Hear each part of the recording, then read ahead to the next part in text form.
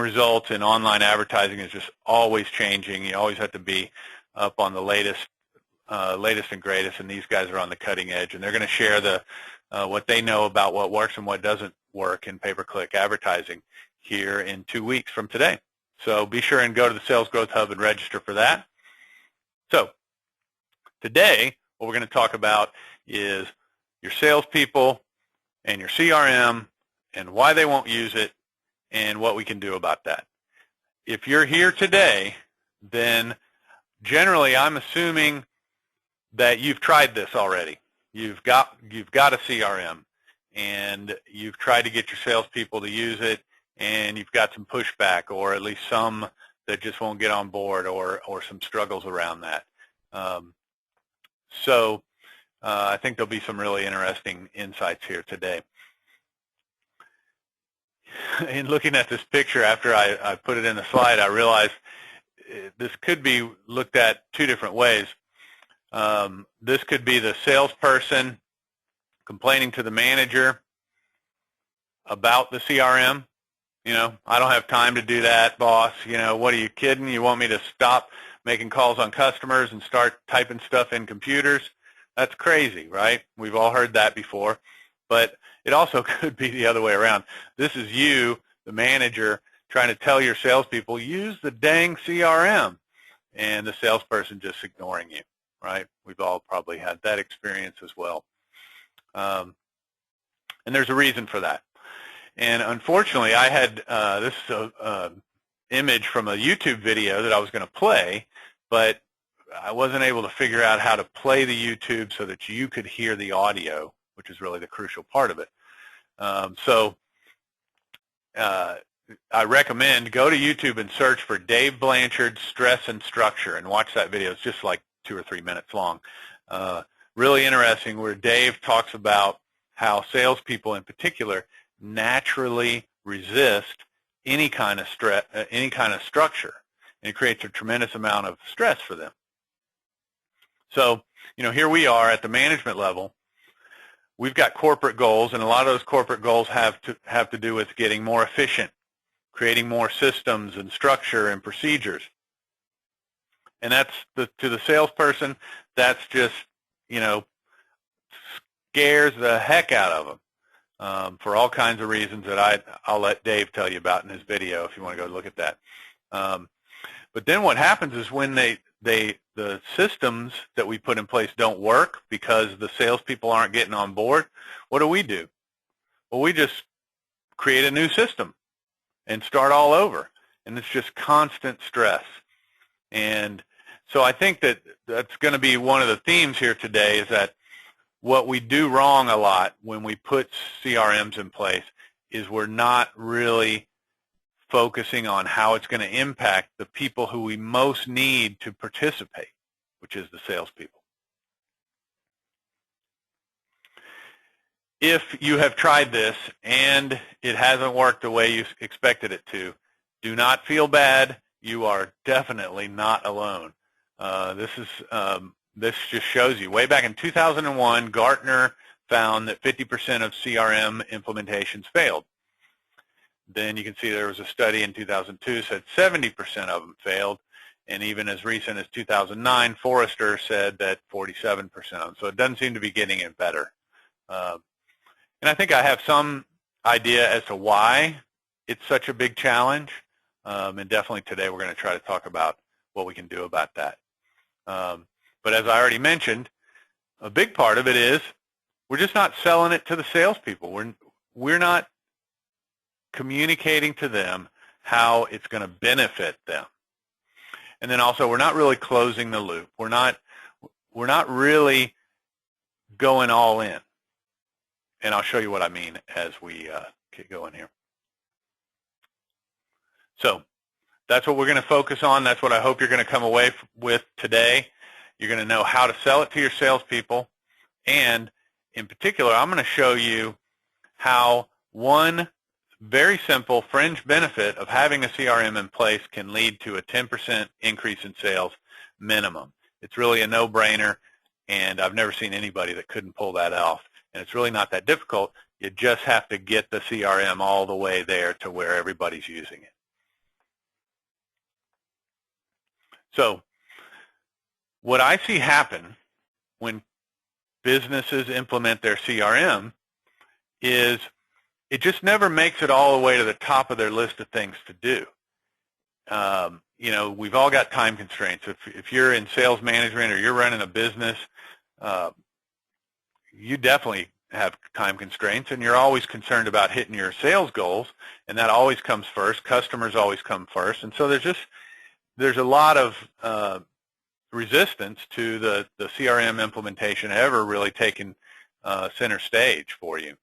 So what we do is we take the path of least resistance, and that kind of means, well, let's just have a few meetings and talk about it, and we'll pick the technology that we think checks off the most number of our boxes or requirements, and we'll just kind of put it out there and let people try it out,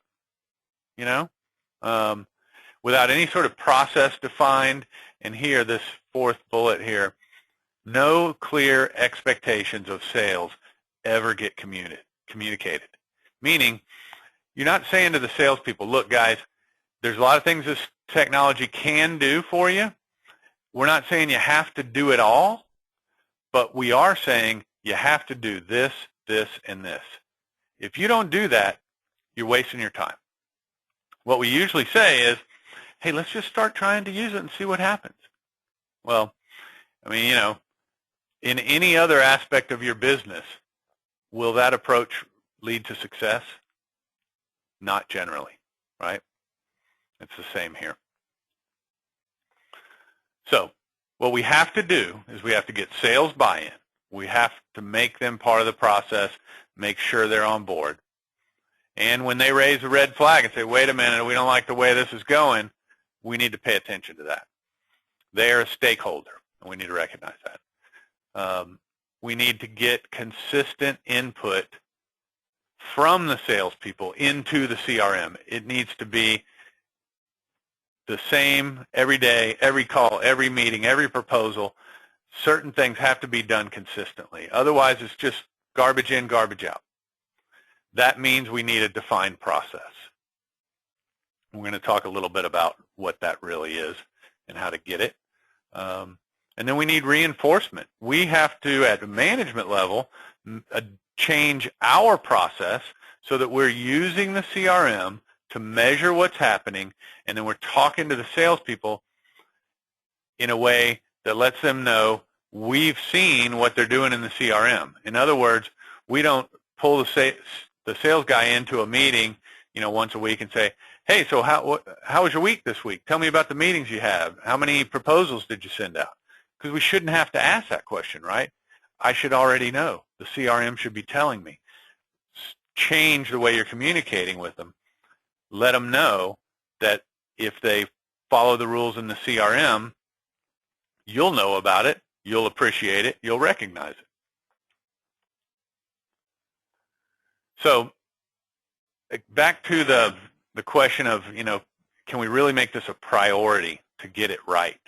The question is this really strategic? A lot of times I kind of feel like companies sort of know they need it and maybe even resist it for some period of time, but then they finally go ahead and say, all right, well, let's do it because we have some specific thing that we want to accomplish, and the CRM should facilitate that. It might be, for the very simplistic, we want to start doing a quarterly newsletter, and we need to get a list, of all the prospects our salespeople are talking to. So let's get a CRM and have the salespeople put the prospects in there, and then we'll have our list, right?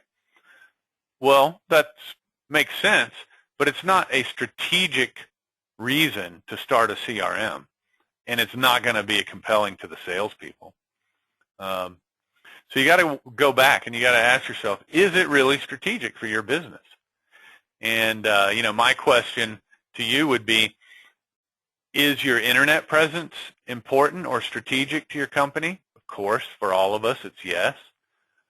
Are your competitors generating leads in ways that you're not? Are you getting beat in search? Are they ranking higher than you? Do they have a bigger booth at the big industry trade show? Whatever.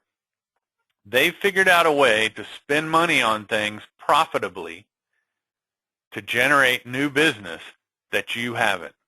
Well, that means you're going to need some information, and that's what CRM is all about. And then can you identify which marketing spending is most profitable?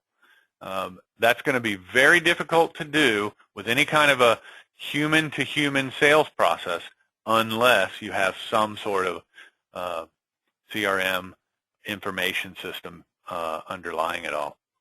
From my point of view, the CRM is the profit and loss statement of your marketing and sales process. That's the way you should look at it. And that's definitely strategic, right? So if you think about it like that, it takes on a whole different level of importance. It's not something that you just have an idea one day and you got a trade show coming up in January, and so let's get a CRM in time for the trade show. There's not time for that. If you're going to do it right, you're going to need to take your time, recognizing that you're not going to be able to drop everything else, and do it right. So when we talk about a sales process, what the heck does that mean? Well, I found some pictures on the internet. This is one of them, and I think that's kind of the problem that people run into is it gets really complicated really fast. And it gets, I can't even begin to explain this to you. And I certainly wouldn't want to try and design a CRM around it. Here's another example. If you look at this one, like under qualified here, somebody has taken a lot of time to map out some very specific stuff. If I have a prospect that I talk to and they're qualified, but they kind of say, not right now, then what do? Well, I'm going to call them again later, and then I'm going to ask for a referral. And, hey, that's great, man. That's really well thought out, detailed process. I hope you get there, but you don't have to be this detailed to get your CRM started and be successful in growing your sales. It really can be this simple. Just a handful of sort of stages in the process and knowing what's happening in each of those stages. What are your salespeople doing? What are your customers doing? What's their mindset? What are they looking for? What do they think their problem is or their need?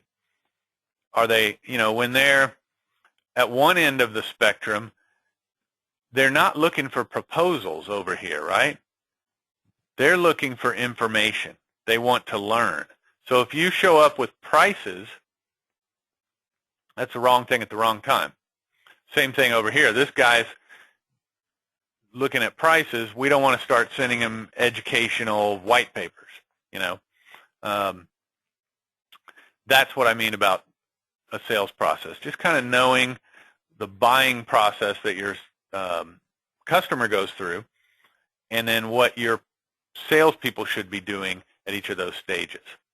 So it's not too difficult to map it out at that level of detail. Sometimes it's a little challenging just because it's hard to be objective about your own business and hard to step out of the weeds, and see it at the 30,000-foot level. The reason that we want to identify that sales process is that we want to be able to enable communication. That means communication with the customer, because we can automate some of that, right? Put the right message in the right place at the right time.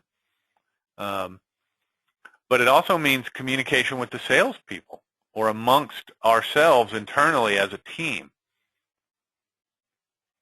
If I have a sales process defined and everybody on my team has it, forefront in their mind, then when we talk about opportunities, when we talk about market conditions, we talk about trends, then we can use a common language, a common framework to do that, and it's much more powerful and much more effective. So we can be more specific, more clear. There's a lot more teaching going on, you know. We can talk about this customer, customer A, is at stage 2. And when customers are in stage 2, their concerns are this, and so our discussions with them need to be about this. So that's one element that's very powerful for salespeople in terms of a sales process, is rather than constantly trying to get people to close, in other words, buy, what we're trying to do is just move them one space forward on the board. You know, if my process is 5 steps, I don't want to take them from step 2 to step 5. I just want to take them from step 2 to step 3, and that's progress. Because what you do when you try to get them to make a big jump is you scare them off. So you're going to be able to coach your salespeople. There's going to be a lot more actionable information that comes out of what your salespeople bring to you in terms of data within the CRM, as well as just conversations that you have in meetings and things.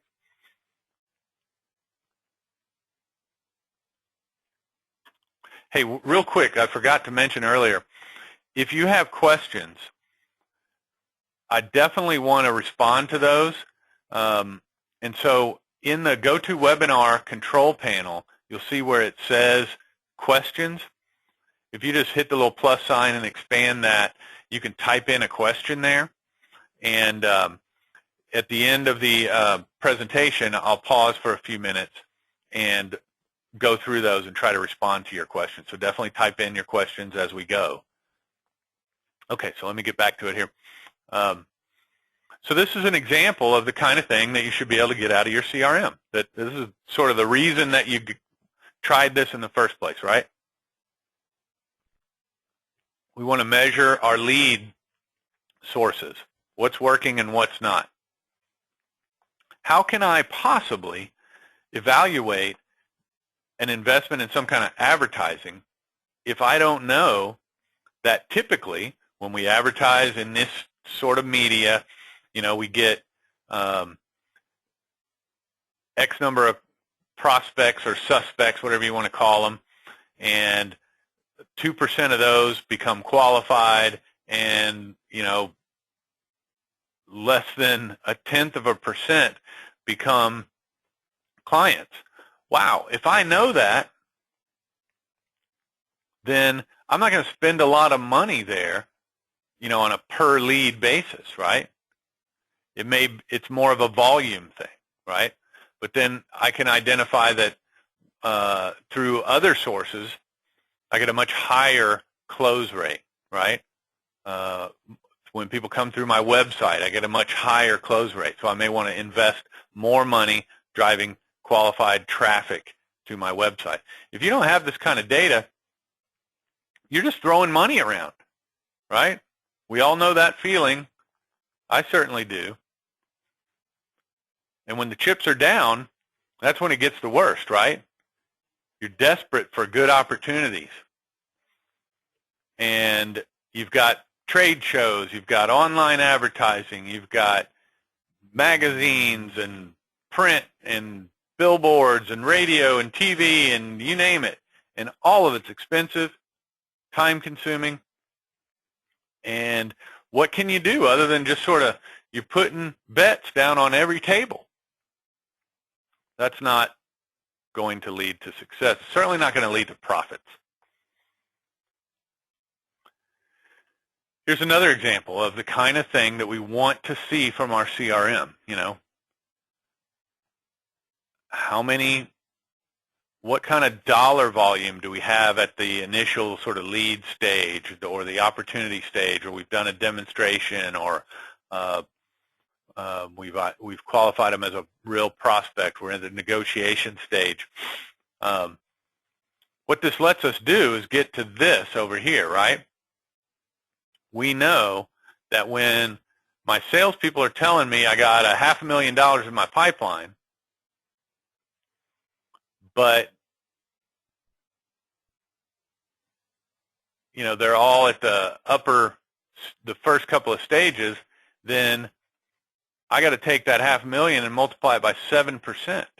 That's what I should be expecting to sell, right? That's the kind of numbers that we want to get. Here's a little infographic that just serendipitously happened to show up in my inbox today. The AG Salesworks is a really good outfit that does sort of sales consulting, and they produce they call it the outbound index. So for outbound sales, on average across all these companies that they've surveyed, of every 1,000 prospects that your sales team prospects, attempts to contact, only 362 do they ever actually even get a conversation started. Only 40 of them, sort of pass the bar and are qualified, and only 32 of them really go into the pipeline as a valid opportunity. So that's the challenge that we all have, right? We're all spending all our time up here reaching out to just hundreds and hundreds of people to find one or two good opportunity, right? So with that kind of investment going towards investment of time going towards all these people that aren't going to become customers, you better believe that if you put a little measurement in there and help people get a little more focused on the right people at the right time, that's going to have an impact. Okay, so all this leads to what we're trying to do with our CRM is identify the best practices and then repeat them. Take my top producing guy that's been with me for 10 years, see what's working for him. And then when I hire new people, make it easy for me to show them how to do what he does. Automate things. Like we talked about before, get the right message at the right time into the right hands. And spend more time with the customers that are moving more deeply into the funnel and less time looking for somebody to just talk to. And then all of this will enable much more powerful sales training and coaching, because it won't be just theory and intuition anymore. It will be the numbers tell us this works. That's a lot more compelling when you're trying to teach somebody. You're trying to teach somebody new how to sell in your industry or whatever, or maybe you're trying to introduce new products, break into new markets, those kind of things. So how do we go through this process? How do we get it right? Well, this is just sort of a high-level dump of our process that we use without all the detail, because we definitely don't have time to go through all that. But when when a customer comes on with Sales Nexus, we have an implementation process, and this is the high-level outline. First and foremost, we're going to identify what the high-level sales process is. Not one of those crazy detailed things like we looked at earlier, but just, the 4 or 5 steps. What are the sources of leads? What are the metrics and goals that are really crucial to that business? And then we're going to design the CRM. And one of the key parts that we always emphasize is let's make it easy to capture the data that's most essential. If you tell me, hey, Craig, we almost never call anyone. We do it all via the internet and email. Okay, fine. Well, maybe we don't need to have all the phone numbers front and center in the contact record. We're going to put the things that are essential in the contract record. Make it easy for the salespeople to input what you want them to input. Don't make them click 5 times to go find that stuff. And then make it easy for them to see what they need to see as they're interacting with customers. Then we're going to create campaigns, for nurturing leads and prospects and customers, for new leads coming from your website and your other online sources, new leads of more traditional sorts, new clients, previous or past clients. Those are all crucial pieces, and you've got to have some process for that. That's what's going to lead you to the opportunities to automate things. And it's also putting that process in place gives you the consistency that you need to get good, measurable, actionable information. Then we're going to put together a plan to migrate data. You've got data scattered around in different places. You got it in your accounting system. Your salespeople have it in their phones and in Outlook and Gmail, and your marketing folks have an email system and the website, and your operations guys have a customer service database, and same customers in all of those systems, right? You got to have some way to bring it all together. That in and of itself can sometimes be quite a challenge. But you need to sit down and plan it out. And then there's got to be training. Can't be one size fits all, because you're not going to ask everybody on your team to do the same thing, right? You as a manager are going to do certain things in the CRM. Salespeople are going to do different things. Your marketing folks are going to do different things, and then there may be some administrative type people that will have other functions. Train them specifically what's most important for them to do well and consistently. Write down what they need to know. Screenshots, Word documents with just simple instructions. Make it clear. Make sure they know and you know what's expected. And then don't expect it to just happen magically. Maybe you've done steps 1 through 8 here perfectly. Well, that doesn't mean that it's over. It's just like anything else. It takes reinforcement. It takes adjustment. Some people will adopt more quickly than others. Plan into your implementation schedule some sort of tune-ups. Get back together after 2 or 4 weeks and just say, hey, what's everybody thinking? What's working? What's not working? Do we need to make some adjustments? Are some of our expectations unreasonable? Have we identified some opportunities that we didn't think we didn't even anticipate? What can we do about those? And then, hey boss, I'm having trouble with this.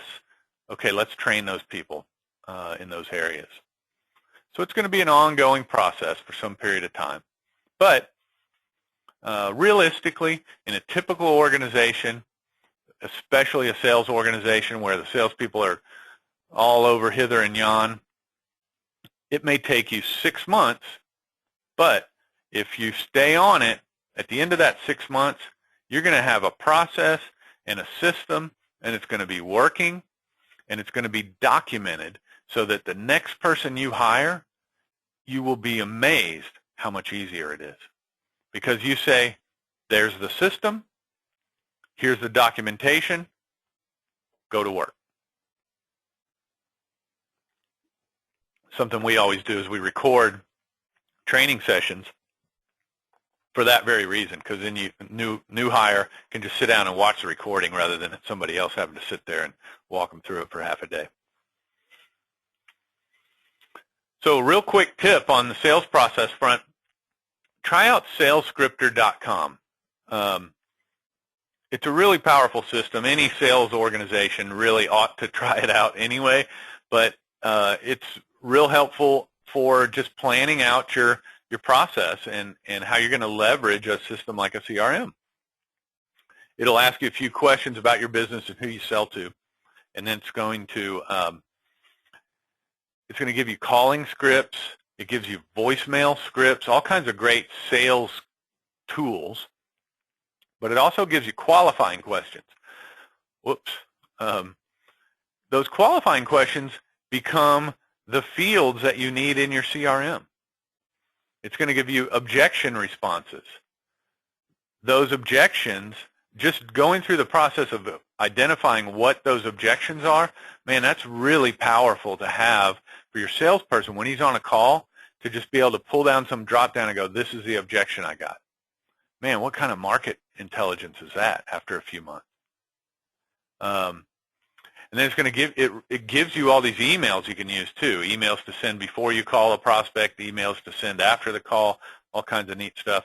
Gives you a content marketing outline, which is great for lead nurturing emails, and a lot of other stuff. So definitely check that out. You can try it free for 30 days, so no reason not to.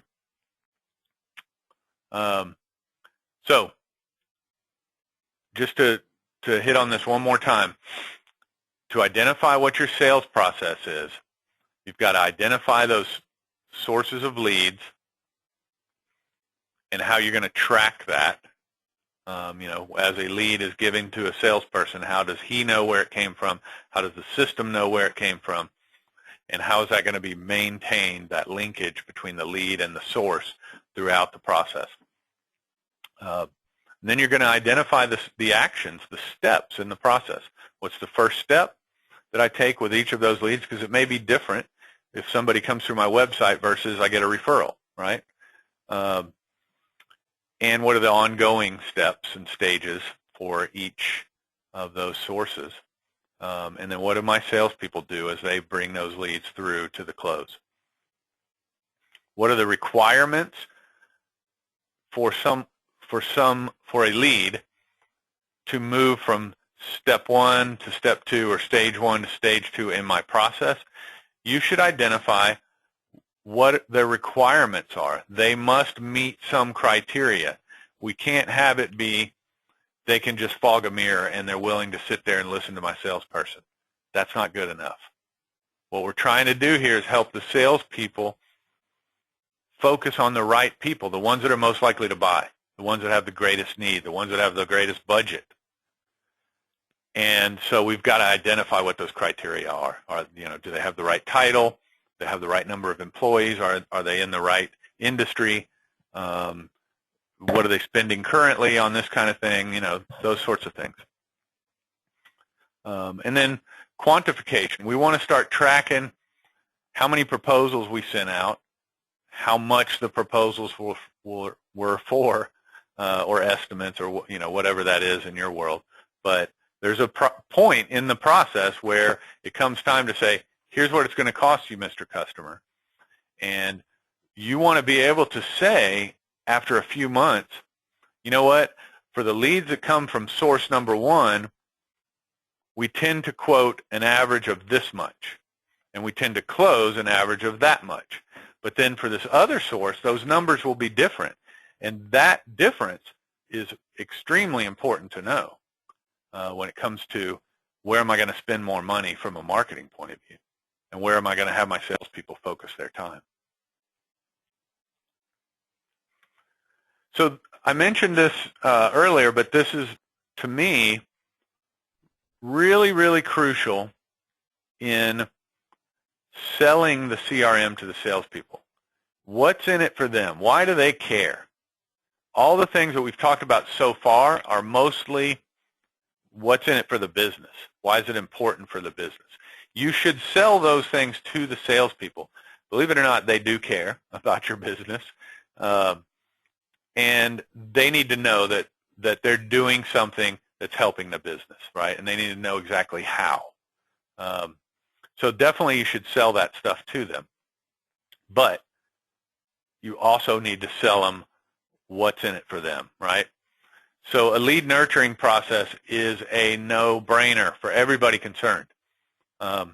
This is something for some company that does some sort of medical consulting, but I like the graphic here with the pipeline and things linking out of the pipeline at every stage, right? That's the way the real world works. There's a lot of prospects that we spend some time on, or at least some money on, that we never realize any revenue from, right? And in most businesses, because our salespeople are focused on trying to hit their numbers this month, this quarter, this year, they do a really bad job of staying in touch with these guys that's leaked out of the pipeline last month, right? And that is just nothing but opportunity. So putting in place a little lead nurturing process can be really, really powerful. And salespeople get it. That's what's great about this. You explain to them that you're going to do this, and they understand it, and they see the value in it. They see how it will help them, and they're behind it. What I can tell you is that this one thing alone if this is the only thing that results from your implementation of a CRM, you can be virtually assured of a 10% increase in sales. And I mean that. And that is not a bunch of fluff. I've seen it time and time again with client after client after client. It just works. And I can show you the math. I'm not going to go through that now because it's kind of hard to talk about numbers like that in a format like this. In fact, we have a spreadsheet that we use to calculate the ROI for customers, and be happy to share that with you. You know, feel free to reach out to me or anybody on our sales team, and they can send you a copy of that spreadsheet. But it just works because, you know, bottom line, maybe you're closing about 20% every month, right? 20% of the prospects. You know, that infographic we looked at earlier, it's much less than that. So if 80% every month, 80% of the prospects that your sales team is spending so much time talking to, you just take them and kind of put them in this bucket and put a little bait in that bucket in some automated way, man, I'm telling you, some fish are going to start biting, and the numbers add up really fast.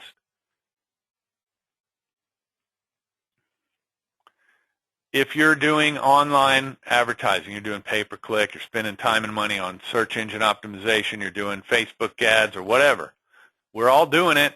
We're all trying to do more of it, right? Guess what? A lead nurturing process is even more crucial, even more valuable. This is a little graphic that explains some of the reasons why. One of the most important is that as many of us have heard before, 80% of sales are made after the 5th contact. But guess what? Only 22% of salespeople contact prospects more than 3 times. So we're just leaving opportunity on the floor, right? So let's automate it and make sure it happens. Whether the salespeople do it or not, let's make the system be sure it happens. The other thing with web leads is that over 50%, I think, of them are just not ready. You know, they're not in buying mode yet, right? We're all creating these calls to action like, you know, get my white paper and things like that. And that's what they're signing up for. They didn't come to your site because they wanted to buy something. They came because they wanted the white paper. They wanted to learn something. So if we show up with a full-on sales process, trying to close them, we're just going to scare them away. We need a process that's going to nurture them forward one step at a time. So the return on a lead nurturing process, if you're getting a lot of, your sales team is focused on leads coming through your website or your online advertising, is even greater than in other types of businesses. 25% or more is a no-brainer. So an example of that is a Better Business Bureau. When we got hooked up with them, they were really ramping up their spending on online advertising and had a very sort of old school sales process where they had people that would just call businesses and talk to them about the benefits of the Better Business Bureau, and you know, it was kind of a one-call close thing. So here come these leads through their website all of a sudden, and they're giving those leads to that sales team that was doing outbound calling, and it was just oil and water. It wasn't working. So all we did was put in place a simple little campaign that sends those leads an email every, I don't know, 3 or 4 days, and it's only 4 or 5 emails, I think. And just that alone increased sales 25%. Because instead of these guys getting the one call from the salesperson's doing the hard close, the prospect's not ready, end of discussion. It was more, let's educate you, and then what they did in particular is they set it up so that when the prospect clicked on the emails that came later in the campaign, that would trigger the salesperson to give them another call, and that really works. So for lead nurturing, what you want to have is you want to have a campaign for your new web leads, things coming in from your online your website and all your online advertising. A different campaign for leads from other sources like referrals and things like that. A different campaign for new clients, and a campaign for past clients. Depending on your business model, could be, clients that just stopped ordering, haven't ordered anything for six months, or maybe it's clients that were a subscriber a year ago and they left, and now you want to invite them to come back. Each of these campaigns is maybe 3 to 5 emails, and they're pretty simple to create. They're just a little sort of FAQ style, if you have this problem, here's an answer. And that's it. We do this all the time. We have a little package we call the Starter Kit, where we help customers create a lead generation campaign. And we use the same kind of emails, and it's really simple to create. In fact, there's some videos on our site that you can watch if you find the videos under Starter Kit on our site. It'll show you pretty much exactly how to write an email that'll work like a charm in a lead nurturing campaign. So what you want to do is just sit down and write down 5 to 10 questions that potential clients are asking your salespeople all the time. When you get engaged with a prospect, what do they always ask? Well, each of those questions is an email. So here's some examples. Are you spending money on expensive maintenance? If so, take a look at this recent article, 5 Ways to Reduce Maintenance Costs. And then that article is just a blog post. You don't have to do anything special. It doesn't have to be some grandiose, high-cost production, white paper, or anything. It's just a simple blog post.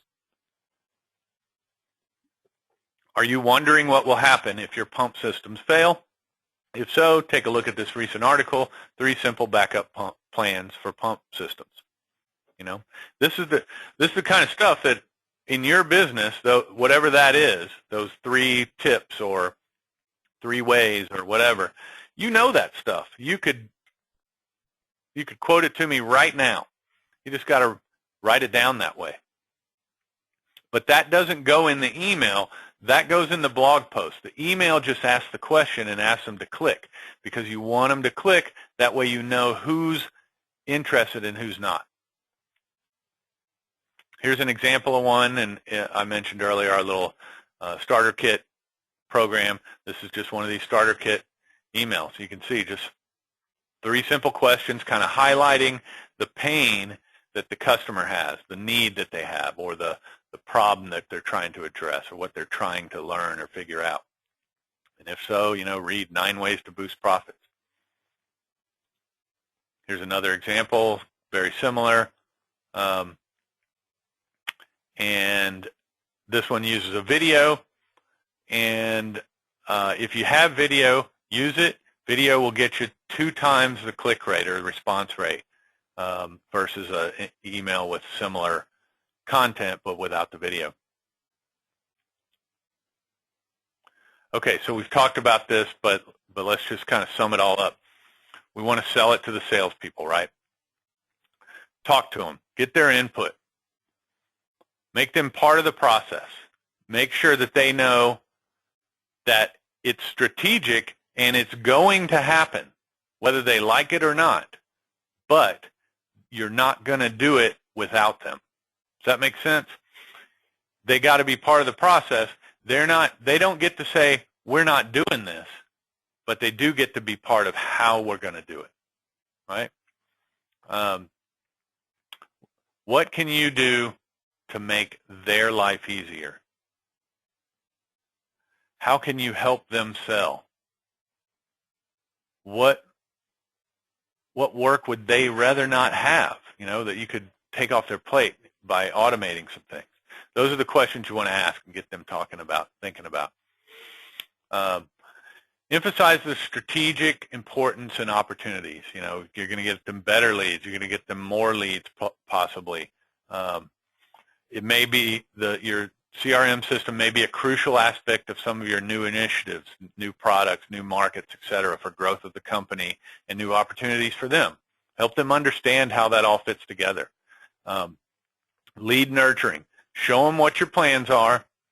Explain to them how important it is, And again, if you want some help with that math, let us know. I got a spreadsheet you can use. And then automate things. They don't like doing the paperwork. Take it off their plate. Define the requirements clearly. In the end, you've talked a lot, you've gotten their input, you've all made some decisions, but now you got to hold them accountable and say, okay, so this is what you have to do in the system at each step. Every time you talk to a customer, there's something going on in that CRM, and it's not negotiable. It's not a if you have time. It's got to happen. So having that conversation is really crucial. What it's going to do is help you really narrow down the requirements, because when it's in the context of if we put it in the CRM, it has to be done by the salespeople, man, you want to watch their wish list get really short? Just ask them that question. What are you willing to agree you're going to do every time? That's going to be a very short list, but that's all you want. You really don't need a whole bunch of data. You just need it to be consistent. And then you want to train and support them, as they go through the process of adopting the new technology. And then give them what they want. They're salespeople. They respond to incentives. Create some contests. Who gets all their business cards typed in there fastest, or who produces the most proposals through the CRM in the first month or quarter or whatever. Other incentives, give them cash rewards for this stuff. Give them plenty of attaboys, in the sales meeting where you typically are slapping the guys on the back that just closed the big deal. You're going to need to make sure that you're also congratulating and recognizing the guys that are really playing the game with the CRM the way you want it played. If you do that publicly, in front of the guys who may be hitting all their numbers, but they're just not playing with the CRM, it will have an effect. They will get on. Everybody will begin to get on board. And then leads. That's if you ask any salesperson what they're going to tell you, what do you need, Mr. Salesperson? Well, he's going to tell you, I need better leads. I need more leads, right? Well, give it to them. So when leads come from your website, don't just hand it to the salesperson or email it to him. Have it go straight into the CRM and make that the place that he has to go get them. Get other leads. Buy lists. When you do a trade show, don't just send everybody the Excel sheet. Load it into the CRM, put them on a lead nurturing campaign, and let the salespeople go in there and find the guys in their territory to call. Put the things they want in the CRM. Sales collateral, things they need to send to customers a lot of times, email templates, PDFs, whatever. This is simple stuff, really, but you just have to make sure, take the time to plan it out and do it.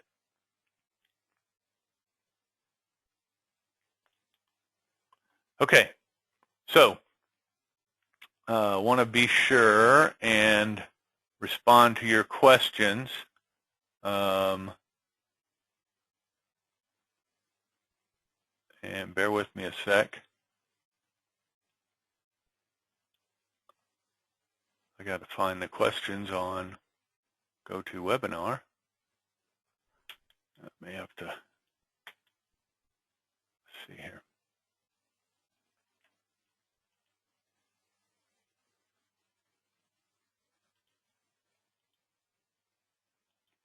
There we go. Got them. Sorry about that.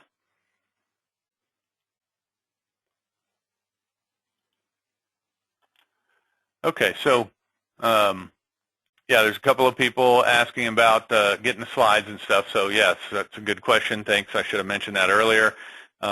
Tomorrow, everybody will receive an email with links to the recording of the webinar, the video, and also the slides. so don't worry about that. And then, you know, there's a question here about, you know, different CRMs available and recommendations around that. And you know, full disclosure, SalesNexus provides a CRM solution, so that would be my recommendation. No, seriously. You know, everybody's got strengths and weaknesses. We're not a great fit for everyone, nor is anyone else. And I think that's the key is you got to decide what you want. What I think the mistake I see people making when they come to us is they haven't really written down what they need. What they're doing is just checking out, taking everything for a test drive to see what they like. And that's not what you need. Your business has strategic needs. Figure out what those are. Put that list together, and then go out and look for the CRMs that match that list and fit your budget and so on. And one quick note on that too, be sure to pick somebody that either through the vendor itself or through partners has the ability to support you and help you implement it if you're not going to be able to spend the time to do it all yourself.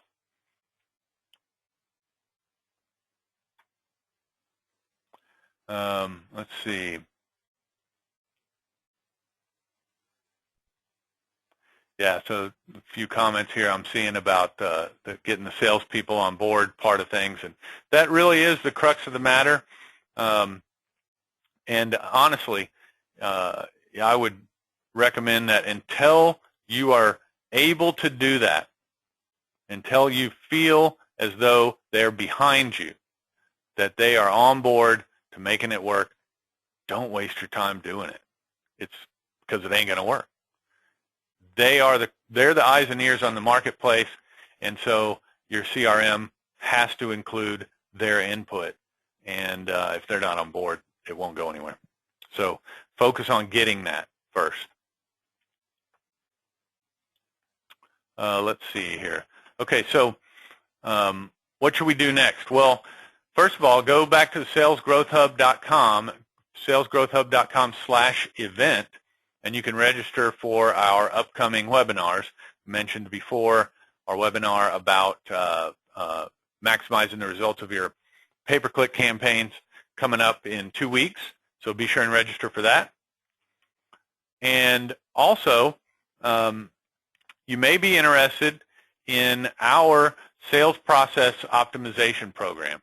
So I walked you through these steps earlier in the presentation. This is our implementation program, and we're going to take you through using salescriptor.com to, we're going to walk you through it one step at a time, helping you get it all answered correctly, set up correctly, identify your sales process, document the metrics and goals that you need to be tracking. We're going to build dashboards for your management, sales, marketing folks, other roles in your organization. Build processes and automate those processes. Come up with a plan to migrate all the data from the different sources, train the team, etc. This is what we do all day, every day. And the price of that package is normally $9,900. And for people in attendance today, we're reducing that price to $8,900. So you can save $1,000 on that if you reach out to us here before the end of this month. So definitely take advantage of that. If you're interested, feel free to reach out to me directly or anybody on our sales team. And with that, I want to thank everybody again for attending and taking time out of your busy day. Really appreciate your time and attention, and hope to see you again in a Sales Growth Hub webinar coming up very soon. And hope you all have a great afternoon. Thanks a lot.